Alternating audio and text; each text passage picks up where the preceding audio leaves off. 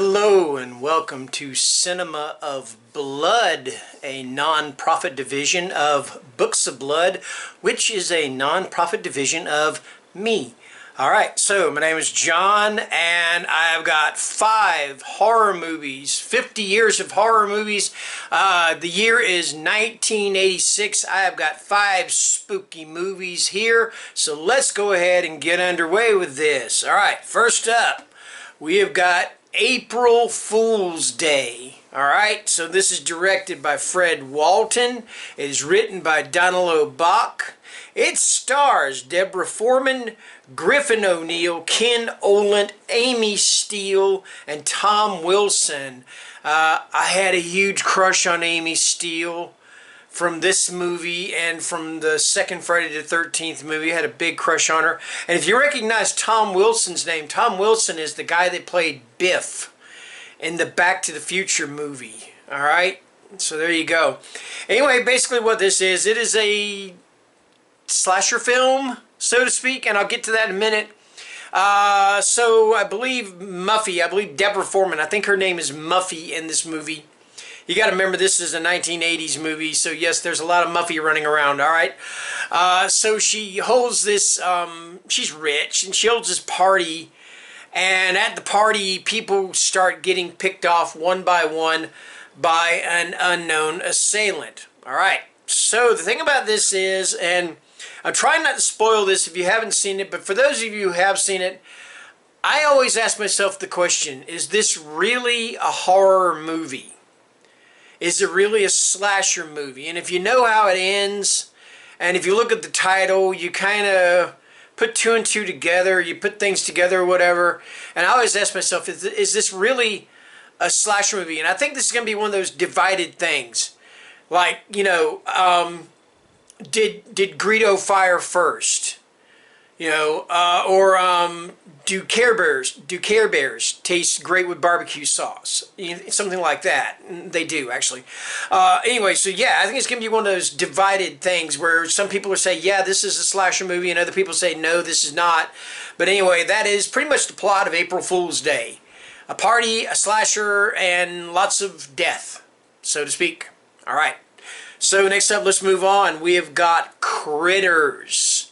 Critters is directed by Stephen Herrick. The story is by Dominic Muir. The screenplay is by Stephen Herrick. And additional scenes, it says, are written by Don Keith Opper. Alright? So this stars Dee Wallace, M. Emmett Walsh, and Billy Greenbush. Now, what is Critters about?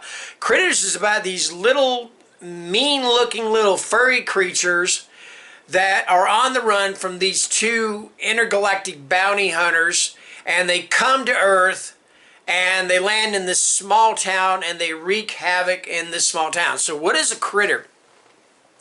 The best way to describe a critter is this. Do you remember that Star Trek episode, The Trouble with Tribbles, and those little furry tribble creatures?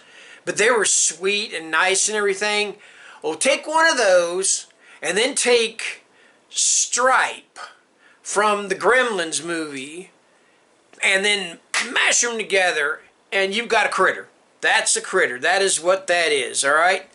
So yeah, that's a pretty good movie. I've seen it once. Now, one of the Critters movies actually had Leonardo DiCaprio. I think it was Critters 4. It might have been 3, but I think it was 4. But yeah, that is Critters, alright? So now, next up, we have got The Fly. Alright, now I've said time and time again that I'm going to try not to do remakes. I've broken that rule a few times. This is one of those times that I am very happy to break that rule. The Fly is directed by David Cronenberg. The screenplay is by Charles Edward Pogue and David Cronenberg. It stars Jeff Goldblum, Gina Davis, and John Getz. The Fly is David Cronenberg's masterpiece. It is based on a short story by George Longland called The Fly. I believe the first time it premiered or was published was in Playboy magazine. I'm not sure what year. It might have been 56 or 57. The first original Fly came out in 1958. Alright? So what is The Fly about? The Fly is about a fellow by the name of Seth Brundle. And he basically he designs scientific things, and then he gives the blueprints over, and the people, then other people build these things. Well, anyway, he has this, like a prototype, so to speak, of this teleporter. And what that teleporter does is you get inside one of them, and then wherever you want to go, the other one is wherever you're going to, and it'll transmit your molecules into space and hopefully come out on the other side nice and whole. All right. So he experiments with this one night after getting pissed and getting drunk. And he experiments one night, and he gets into it and decides to try it on himself, even though it is untested. Lo and behold, there is a fly inside the teleporter or teletransmitter, whatever you want to call it, with him. And throughout the course of the movie, he goes through this Kafkaesque metamorphosis from something beyond a man to something more insect-like, so to speak. Some people have said this is a metaphor for AIDS. Some people said it's a metaphor for old age. I'm sure other people have other theories about it. All that matters about this is that, to me, in my personal opinion, The Fly is David Cronenberg's masterpiece. I have watched this movie so many times. I love this movie. It's fantastic. And yes, I am one of those who will tell you flat out, Goldblum was robbed. He deserved at least a nomination, and he didn't even get that. All right, so up yours, Academy. All right, anyway, next up, we're moving on to one a little bit more disturbing, although The Fly is kind of disturbing in itself. All right. In fact, the next two are actually a little bit on the disturbing side. The next one is Henry, Portrait of a Serial Killer. This is directed by John McNaughton, written by Richard Fire and John McNaughton. It stars Michael Rooker, Tracy Arnold, and Tom Towles. All right, so this is loosely based on the real-life serial killer Henry Lee Lucas. Michael Rooker plays Henry. Tom Towles plays his simpleton, so to speak, cohort, Otis Toole. And then Tracy Arnold plays Becky. All right. This is a pretty disturbing movie. There's some pretty intense, pretty disturbing scenes in this. Rather disturbing death scenes in it. Compared to some other movies, though, it's kind of tame nowadays because a lot of movies have come out since then are just like, you're like, whoa. But still, the thing about this was Michael Rooker, of course, who's gone on to do a lot of other things. He's Merle. He was Merle on The Walking Dead. He was in Slither. He's been in a bunch of other movies. This I think might have been his first movie, or pretty close to it. And he was working as a janitor. And when they filmed the movie, he was still wearing his janitor outfit. Okay? When they were filming, he was wearing his janitor uniform. All right? But he only had one jacket, so anytime they had to do something that was going to get bloody, he'd get rid of the jacket. He'd take it off because he didn't want to mess it up. So a little piece of trivia there. Anyway, that is... and like I said, if you're somebody that is not into a bunch of blood and gore, Henry may not be for you, because there's some pretty gory stuff and some pretty disturbing stuff throughout this movie. All right. Finally, we have got The Hitcher. And this is directed by Robert Harmon. It is written by Eric Red. It stars Rutger Hauer, C. Thomas Howell, and Jennifer Jason Leigh. All right.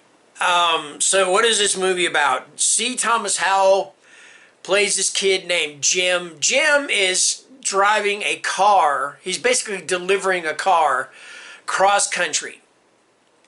And he picks up Rutger Hauer. And to say that Rutger Hauer is batshit crazy is a huge understatement. All right? He puts this kid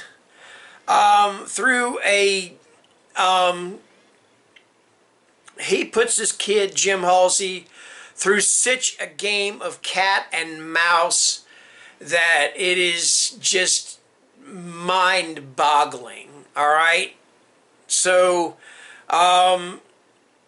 And there's this scene with Jennifer Jason Leigh. She's this waitress. She works in this little truck stop, and she kind of takes pity on C. Thomas Howell's character Jim, and so she kind of takes pity on him and everything. And it doesn't work out very well for her. I don't want to spoil anything, but this, I don't know. To me, this actually might be, if not Rutger Hauer's best movie, I think it is up there in the top 3 of his best films, because he is absolutely chilling throughout this freaking movie. All right, Jeffrey DeMunn has a cameo, or not a cameo, but a small part in this as a, I think he's a Texas Ranger. I may be wrong about that, but I think he's a Texas Ranger. I'm not sure.